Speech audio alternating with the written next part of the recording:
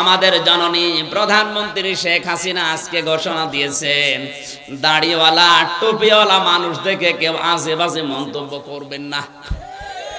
এই দাড়ি টুপি কি আমির হামজার? রাসূলের। কার? মানে রাসূলের প্রতি সম্মান দেখিয়েছেন। ওনার জীবনে যদি কিছু কবুল না হয়, অন্তত এই কথাটা কবুল হবে। কারণ বিশ্বনবীর পক্ষে পৃথিবীতে যে যা করেছে, আল্লাহ কাউকে মাহরুম করেন নাই, কিছু না কিছু দিয়েছেন। নবীজির আপন চাচা আবু লাহাব, এই লোকটার মতো নবীকে কষ্ট দিয়েছে পৃথিবীতে আমি আর কাউকে পাইনি। কারণ তার পুরা জীবন পড়ে দেখেছি, সব চাইতে বেশি কষ্ট দেওয়ার কারণে আল্লাহ তার নাম ধরে একটা সূরা দিয়েছেন, সূরা লাহাব। কোন সূরা? আল্লাহ তাআলা বলেন তাব্বাত ইয়াদা আবি লাহাবি ওয়া তাব। শব্দের দিকে খেয়াল করেন। তাব্বাত ইয়াদা নে ছিল, দুই বছরের কারণে নুনটা পড়ে গেছে। আল্লাহ তাআলা বলেন তাব্বাত ইয়াদা, ধ্বংস হয়ে যাক আবু লাহাবের দুই হাত, এবং সে নিজে, এবং সে ধ্বংস হয়েছে।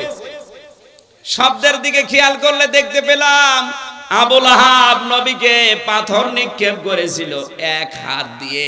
কয় হাত? এখানে আল্লাহ কয় হাতের কথা বললেন? আরো জোরে। আল্লাহকে অবিচারক না মানে? এখানে এদন না দিয়ে এদা দিলেন কেন? আপনি যদি এই মোবাইলটা এখন এভাবে নিক্ষেপ করেন, দেখবেন এই হাত দিয়ে যদিও জোরে নিক্ষেপ করবেন, এই হাত নড়াচড়া করবে। আসতে বলে আবু লাহাব পাথর ঠিক নবীর দিকে এভাবে নিক্ষেপ করেছিল, কিন্তু ওর এই হাত, এই বামটা নড়াচড়া করে শক্তি জুগিয়েছিল। আজ বাংলাদেশ সহ বিশ্বে যারা বিশ্ব নবীর আদর্শের বিপক্ষে আছেন, নবীওয়ালা মানুষগুলোর বিপক্ষে আছেন, আল্লাহর নবীকে নিয়ে যারা কটূক্তি করেন, বাবারও ক্ষমতা আপনার ছিল না যদি পেছন দরজা দিয়ে আপনাকে কেউ নাড়াচাড়া না দেয়। আপনাকে আহ্বান জানাচ্ছি, হয়তো ডান হাত দিয়ে অনেকে চেষ্টা চালাচ্ছে বিভিন্ন কায়দায়, আপনি যে রাঘব আল বাম হাত দিয়ে পেছন দরজা দিয়ে নাড়াচাড়া দিয়ে সাহস যোগাচ্ছেন, আল্লাহ পাক যদি আপনাকে ধরে, পেছন দরজায় যারা আছে তারাও ছাড় পাবেন না। আল্লাহ ইয়াদা শব্দ দিয়ে এটা জানিয়েছেন, আবু লাহাবের তো এক হাত ধ্বংস করলে ওর শাস্তি হয়ে যেত, ওর ডান হাত ব্যবহার করে নবীকে কষ্ট দিয়েছে, বাম হাতটা আমি ধ্বংস করলাম এই কারণে, কারণ ওই হাত একটু নড়াচড়া করে সাহস জুগিয়েছিল, শক্তি জুগিয়েছিল।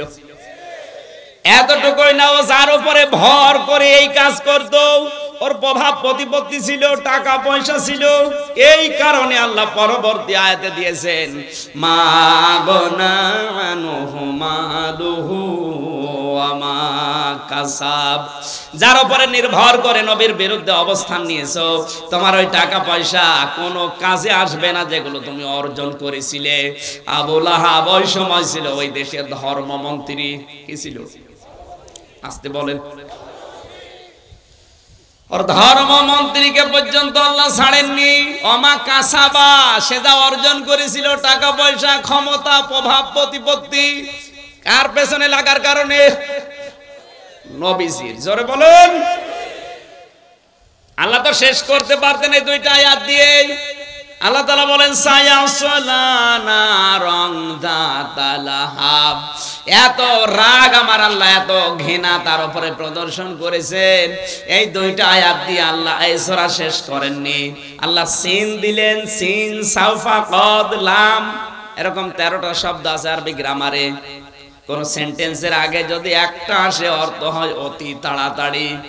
আল্লাহ তাআলা বলেন অতি শীঘ্র ওকে আমি আল্লাহ জাহান্নামের অগ্নিশিখায় প্রবেশ করাবো, অমরাত এবং তার স্ত্রীকেও। প্রশ্ন আসতে পারে, তার স্ত্রীর দোষ কি নাকি? আবু লাহাবের স্ত্রীর দুইটা দোষ ছিল। এক নম্বরে নবীজির আপন চাচী সব সময় ঘরের কথাগুলো যা শুনতো ওগুলো বাইরে যে মানুষের কাছে প্রকাশ করে দিত। দুই নাম্বারে নিজের স্বামীকে দিয়ে সব সময় নবীকে কি করে কষ্ট দেওয়া যায়, দুঃখ দেওয়া যায়, এই বুদ্ধি পরামর্শগুলো বাড়িতে বসে বসে স্বামীকে দিত। আজও বাংলাদেশে অনেকে টক শো করে দেখবেন বসে বসে আল্লাহর নবীর বিরুদ্ধে কথা বলে, যারা আছে ওদের কারো বলার জন্য উদ্বুদ্ধ করে। অত জোরে বলার দরকার নেই, আসতে বলে। আমার তো মনে হচ্ছে আপনি আবুল আহাবের স্ত্রী উম্মে জামিল, এই মহিলার ছোট বোন, আসতে বলে। আবুল আহাবের স্ত্রীর সবচাইতে মারাত্মক অপরাধ দুনিয়ায় ছিল এই মহিলা তালাতালি করা ভালোবাসতো। তালাতালি বোঝেন? বোঝেন না? একজনের কথা আর একজনের কাছে লাগিয়ে সম্পর্ক নষ্ট করা, এটা তো এ নওগাঁয় নেই, আছে মানে এটা বেশি।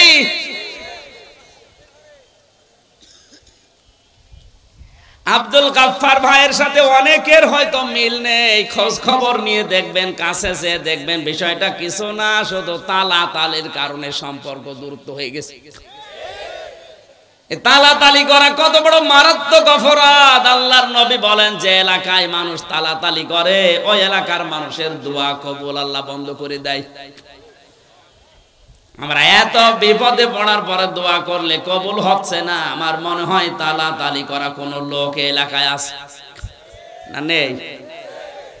এটা মেয়েদের ভেতরে বসে এক জায়গায় বসলে শুধু আসতে বলে। আমি একটা হাদিস বলছি, এবার শোনেন, তিরমিজি শরীফের হাদিস। আল্লাহর নবী বলেন, কিয়ামতের দিন আল্লাহ 5 প্রকার মানুষের দিকে ফিরে তাকাবেন না। আপনি কি লক্ষ্য করলেন কি বললাম? কিয়ামতের দিন 5 প্রকার মানুষের দিকে আল্লাহ ফিরেও তাকাবেন না। তার 1 নম্বরে যারা তালাতালি করে দুনিয়ায়। কারা আছেন এই চরিত্রের হাত তোলেন তো।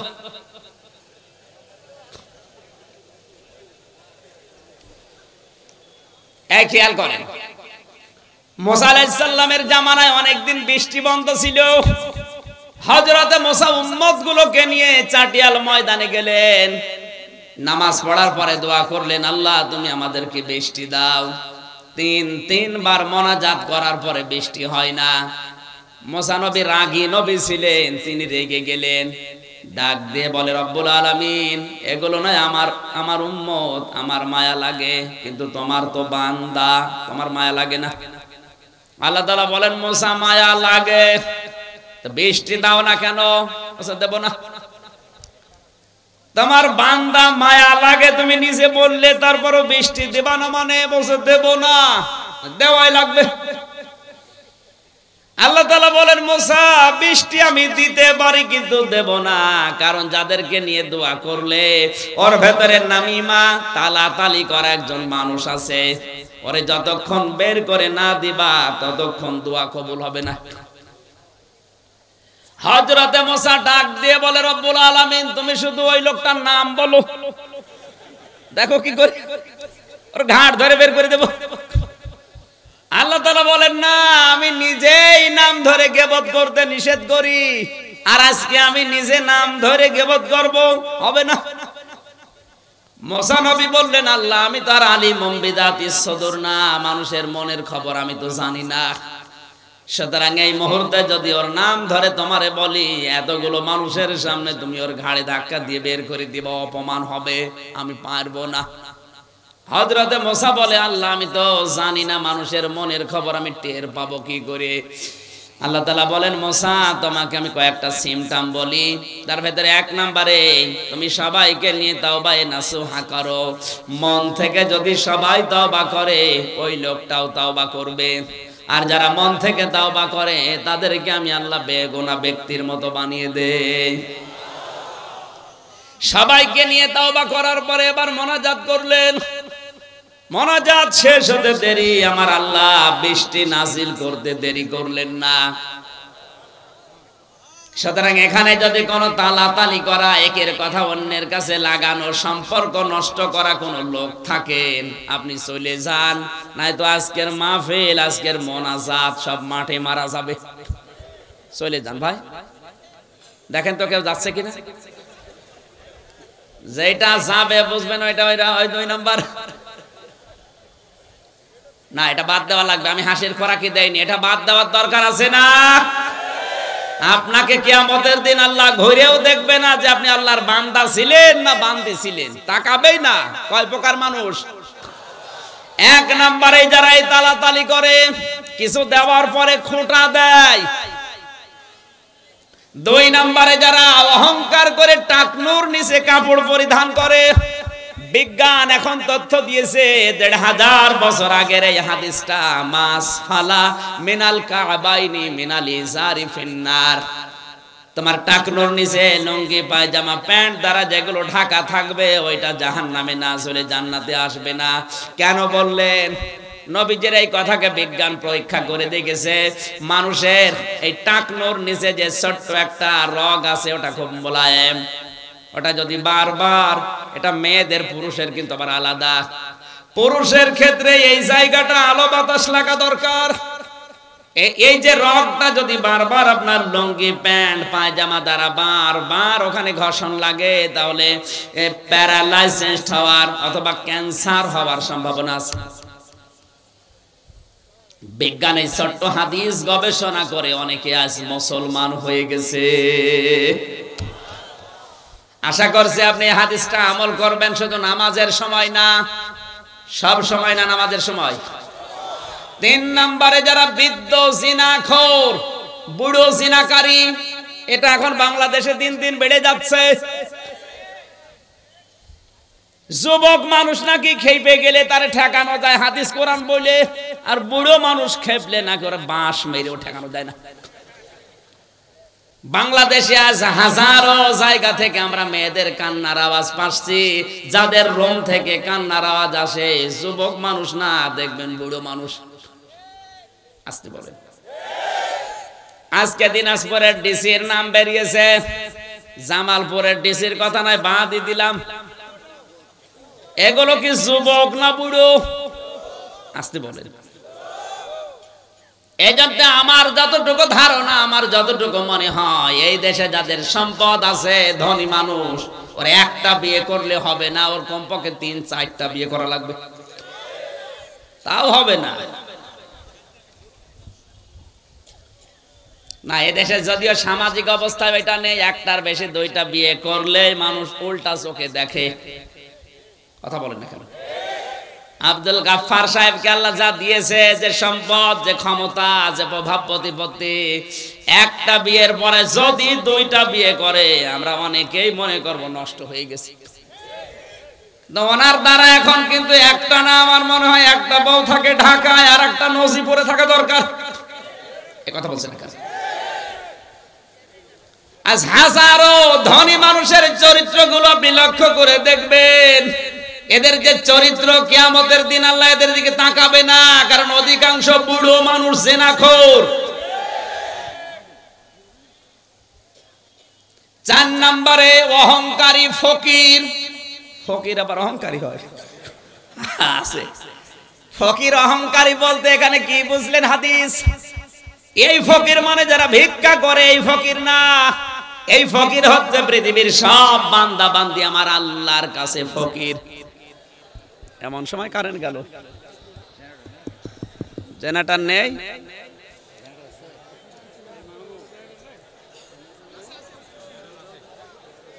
এত দেরি হলে তো সম্ভব না, ওখানে একদম বসে থাকেন। আমাদের বিদ্যুৎ অফিসের এরকম ইনফরমেশন ছিল না। ইলাহা ইল্লাল্লাহ সুবহানাল্লাহ আলহামদুলিল্লাহ লা ইলাহা ইল্লাল্লাহ সুবহানাল্লাহ আলহামদুলিল্লাহ লা ইলাহা ইল্লাল্লাহ লা ইলাহা ইল্লাল্লাহ মুহাম্মাদুর রাসূলুল্লাহ। আমার ভাইরা, আল্লাহ রাব্বুল আলামিনের তুলনায় আমরা যারা পৃথিবীতে আছি, আল্লাহ বর্ণনা দিয়েছেন আল্লাহুল গনিয়্যু ওয়া আনতুমুল ফুকারা। হে পৃথিবীর মানুষেরা, আমি আল্লাহ শুধুমাত্র ধনী, তোরা সব ফকির। আল্লাহর তুলনায় আমরা কি? আরো জোরে। শুধু ফকির না, ফকিরের ঘরের ফকির। ফকির না আমরা? এই জন্য ফকির যারা আমরা, আমাদের অহংকার সাজে না। কি হনুরে, হনুমান হয়ে গেছে।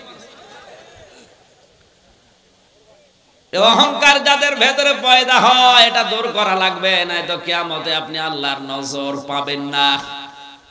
শেষ নাম্বারে আল্লাহর নবী বলেন, কিয়ামতের ময়দানে ওই মানুষগুলোর দিকে আমার আল্লাহ তাকাবে না যারা, এটার বলার দরকার নেই, পৃথিবীতে যারা মিথ্যাবাদী প্রেসিডেন্ট, মিথ্যাবাদী যারা প্রধানমন্ত্রী, এদের দিকে আল্লাহ কিয়ামতের দিন তাকাবে না। এটা এই দেশে নেই, যে দেশে আছে ওই দেশে গেলে আমি বলবো। সুতরাং এই 5 প্রকার মানুষের নাম আমি হাদিসের ভেতরে পেয়েছি, তিরমিজি শরীফের হাদিস। আমরা যারা এর ভেতরে পড়ে না যাই, জোরে বলেন আমিন। আমার বন্ধুরা, তালাতালি করা লোক যারা আছেন, চরিত্র পাল্টান। এটা আবু লাহাবের স্ত্রী উম্মে জামিলের চরিত্র। এটা মেয়েদের ভেতরে যেহেতু বেশি সম্মানিতা মা বোনেরা, নবীজি মেরাজের রাত্রে জাহান্নামে মেয়েদেরকে বেশি দেখেছেন 2টা কারণে। 1 নম্বরে, মেয়েরা বিনা কারণে স্বামীর হুকুম ছাড়া এক বাড়ি থেকে আরেক বাড়ি সে গল্প করে। সে গল্প কোরআন হাদিসের না, শুধু তালাতালি আর স্বামীর বদনাম। এরকম বউ আছে কার? হাত তোলেন তো। আলহামদুলিল্লাহ, এলাকায় এরকম মহিলা নেই। আবু লাহাবের কথা বলছিলাম। বিশ্বনবী মুহাম্মদ রাসূলুল্লাহর পেছনে এত বেশি লেগে থাকার কারণে আল্লাহ পাক তার নামে সরাসরি সূরা নাজিল করেছেন। কথা বলেন ঠিক কিনা? তার চাইতেও ভয়ঙ্কর তো কাফের ছিল, কিন্তু তাদের নামে তো আল্লাহ সূরা দেয়নি। যেমন আবু সেহেল, উতবা, শাইবা, মুগিরা, তাদের নামে কিন্তু আয়াত আছে, সূরা নেই। ওলীদ ইবনে মুগিরার নামে একটা আয়াত আল্লাহ দিয়েছেন, সূরা কলমের 13 নম্বর আয়াত, উতুল্লিম বাদা যালিকা সানিম। এতটুকু শেষ।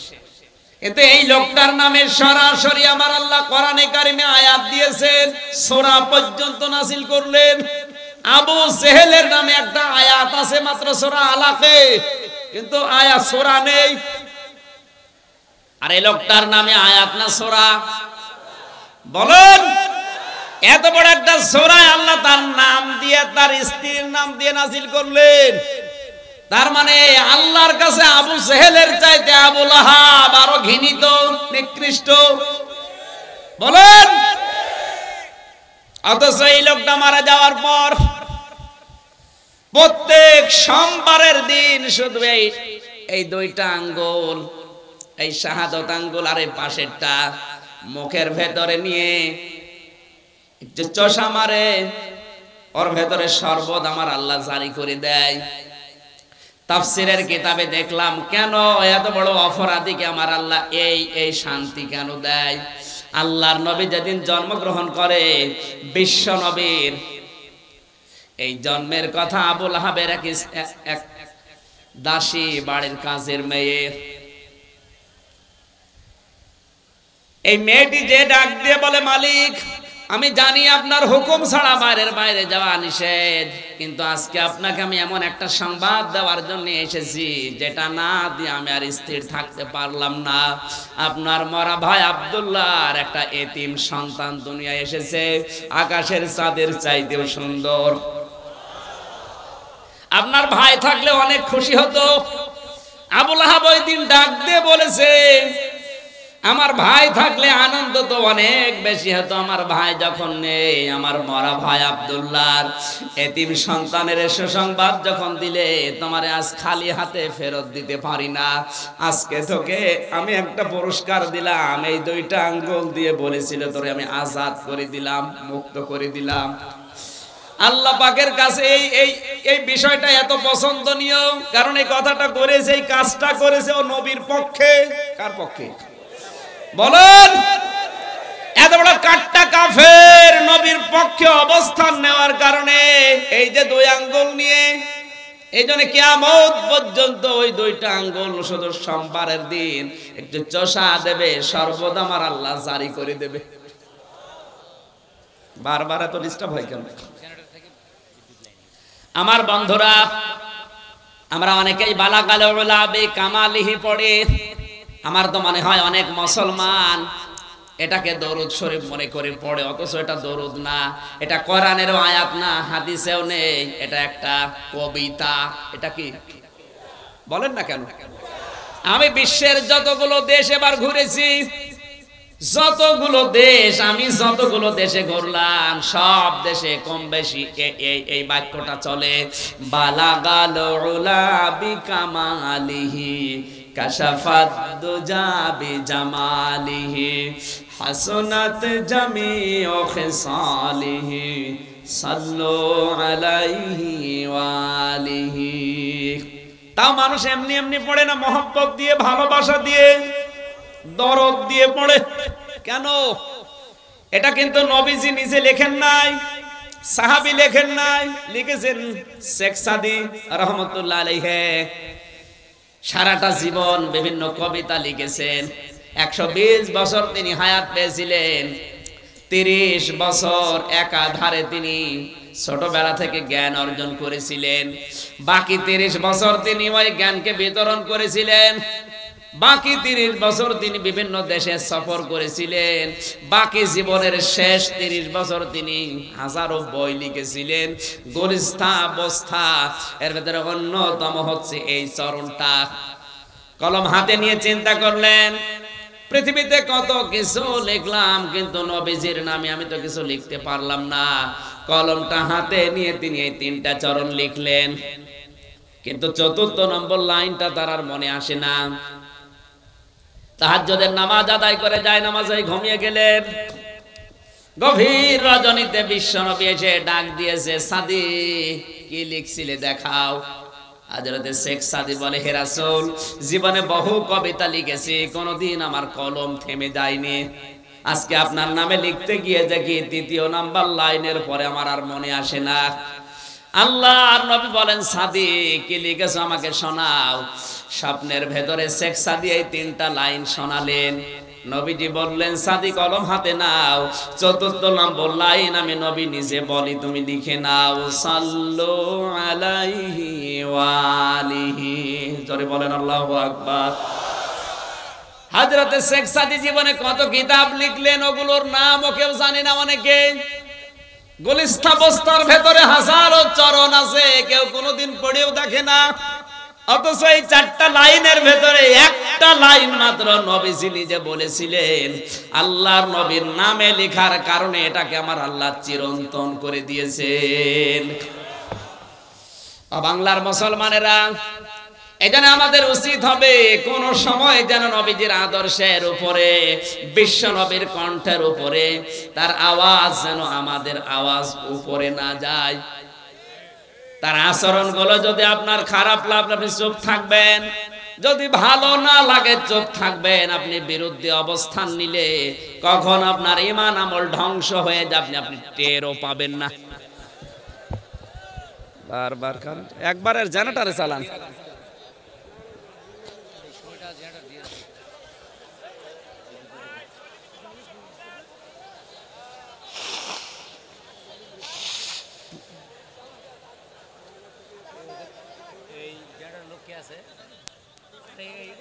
অবশেষে সময়টা জেনারেটর অফ করে না।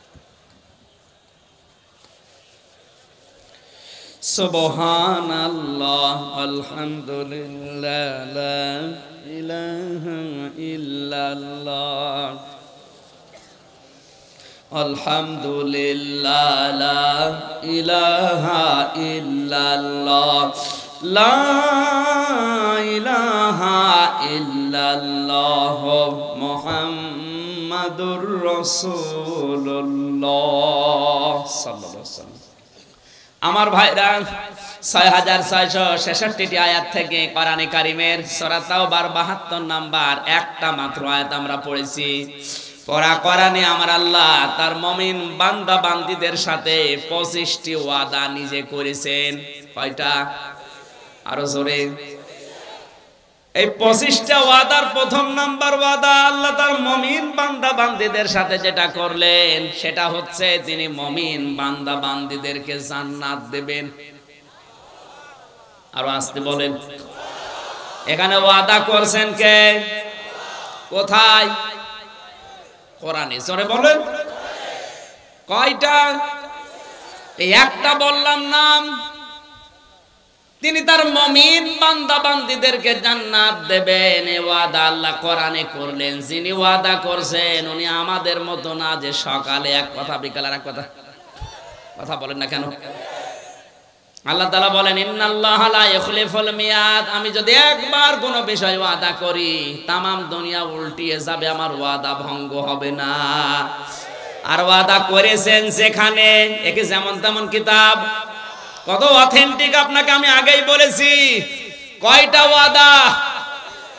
আজকের যে ওয়াদা প্রথম নম্বরে আল্লাহ তার মুমিন বান্দা বান্দীদের জান্নাত দেবেন। জান্নাত কিন্তু সবাইকে দেবেন না, দেবেন তার মুমিন বান্দা বান্দীদের।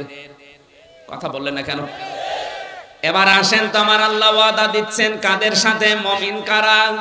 ইন্নাল্লাহ আশতারা মিনাল মুমিনিনা আনফুসাহুম ওয়া আমওয়ালাহুম বিআন্না লাহুমুল জান্নাহ। সূরা তাওবা 111 নম্বর আয়াতে আল্লাহ তাআলা বলেন অবশ্যই আমি আল্লাহ ক্রয় করে নিয়েছি আমার মুমিন বান্দা বান্দীদের কাছ থেকে তাদের জান আর মাল বিনিময়ে তাদেরকে আমি আল্লাহ জান্নাত দিয়ে দিয়েছি। একটু খেয়াল করে শোনা লাগবে। জন্মের পর থেকে আপনি আয়াত শুনেছেন আমি জানি, কিন্তু এর ভেতরে তথ্য আছে। এখানে সরাসরি ক্রেতাকে, এই জবান খোলেন না কেন? জোরে বলুন। বিক্রেতা আমরা বললে হবে না, এখানে আল্লাহ পাক সবার কাছ থেকে কিনতে চান না। ইশতারা মিনাল মুমিনিনা, যারা মুমিন। এখন এই মুমিন কারা? আল্লাহর নবী বলেন মুমিন তো ওই লোকটা যার হাতের দ্বারা আর মুখের দ্বারা পৃথিবীর মানুষ শান্তিতে থাকে। এখানে হাত মানে শুধু এই হাত না।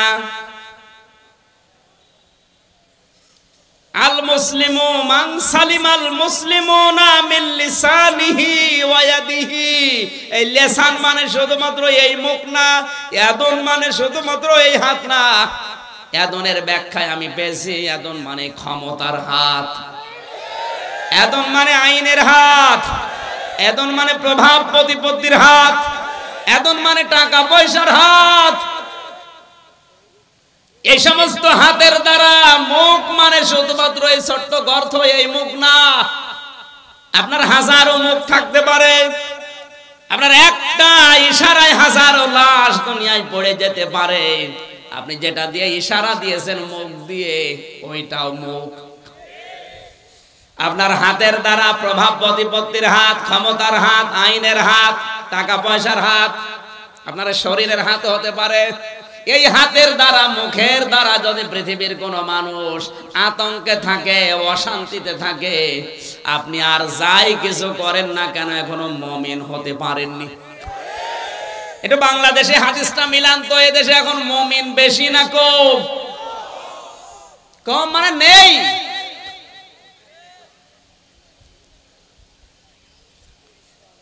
আমরা মনে করি এই দেশে 96% মুসলমান, এরপরেও দেশে ইসলাম কায়েম হয় না কেন? না, আমার দাদা বলছিলেন 96% না, বাংলাদেশে যেই দিন 51% মুসলমান আল্লাহর ঘোষণা অনুযায়ী তৈরি হবে, ওই দেশে ইসলাম কায়েম হতে 16 ঘন্টাও সময় লাগবে না। এক গরিব রিকশা চালক বহু কষ্ট করে 1 কেজি খাসির মাংস কিনে বাড়িতে নিয়ে স্ত্রীকে ডাক দিয়ে বলছে রান্না করো, আমি গোসল করে আসি। আর স্ত্রী রান্না করতে যে চিন্তা করছে দেখি কেমন লাগে, 1 পিস 2 পিস করে মুখে দিতে দিতেও ছাতা শেষ। চিন্তা করছে আমার স্বামী আসলে আমি বলবো কি। যখন গোসল করে এসেছে তখন খাবার দিয়েছে আলু, মূলা, বেগুন। ডাক দিয়ে বলে সেই গোশত বা মাংস কই? বলে আপনি জানেন না, আপনি গোসল করতে গেলেন, আমি সুন্দর করে রান্না করে ঢাকনা দিয়ে ঢেকে রেখে কলে পানি আনতে গেলাম, এসে দেখি মাংস আর নেই, ওই দুষ্ট বিড়াল সব খেয়ে ফেলেছে। লোকটা চিন্তা করে 1 কেজি মাংস, শুধু গোসল করতে গেলাম, রান্না কমপ্লিট, ঢাকনা দিয়ে ঢাকাও শেষ, কলে পানি আনতে গেছে কয় মিনিট লাগে, এর ভেতরে 1 কেজি মাংস বিড়াল খেয়ে ফেলেছে। পাশে তাকিয়ে দেখে ওই বিড়াল মিউ মিউ করছে, খপ করছে ভেতরে। দাড়ি পাল্লা এনে ওজন দিয়ে দেখে 1 কেজি। ডাক দিয়ে বলে বউ, এটা যদি বিড়াল হয় সে মাংস কই? আর এটা যদি মাংস হয় সে বিড়াল কই? কারণ এই বিড়াল যদি 1 কেজি মাংস খায় এর ওজন হবে 2 কেজি। কথা বলে না কেন? 51 ভাগ মুসলমান যদি হযরত ইব্রাহিম নবীর আদর্শ নিয়ে তৈরি হয়, 96 ভাগ লাগবে না। আপনি মুমিন দাবি করলেই হবে না। অনেকেই মনে করে ছোটবেলায় আমার খাতনা করা আছে, আমি মুমিন না। মুমিনকে শুধু খাতনা করে দিলে যদি মানুষ মুসলমান হয়, তে ছাগল তো বড় মুসলমান। ছাগলের খাতনা করা নেই না, সম্ভব না। আল্লাহ তাআলা জাত তার কাছে কিনবেন, অত পাগল আমার আল্লাহ না। আল্লাহ কিনতে চায় শুধুমাত্র কারটা, আরো জোরে। সুতরাং আপনি যদি মুমিন না হয়ে মাদ্রাসা বানিয়ে দেন, আপনার মাদ্রাসা আল্লাহ নেবে না। কারণ আল্লাহ নিতে চাই মিনাল মুমিনিনা, মুমিনদের কাছে। আল্লাহর টাকা পয়সা দরকার না, আল্লাহর দরকার আপনার ইচ্ছাটা। এই কথা বলে না আমার ভাইরা, এখান থেকে আপনি শিক্ষা নেওয়া লাগবে। আল্লাহ তাআলা ইশতারা মিনাল মুনাফিকিনা দাইনি, ইশতারা মিনাল কাফিরিনা দাইনি, ইশতারা মিনাল মুশরিকিনা দাইনি। যে সে দিলে আমি নিয়ে নেব না। আল্লাহর যদি সম্পদের খুব বেশি দরকার হতো, তাহলে তো কারুনের সম্পদ আল্লাহ কিনে নিত। আপনি আর কয় টাকার মালিক হয়েছেন? কারুনের যে সম্পদ ছিল, কোরআনে কারিমে আল্লাহ একটু টাচ দিয়েছেন মাত্র।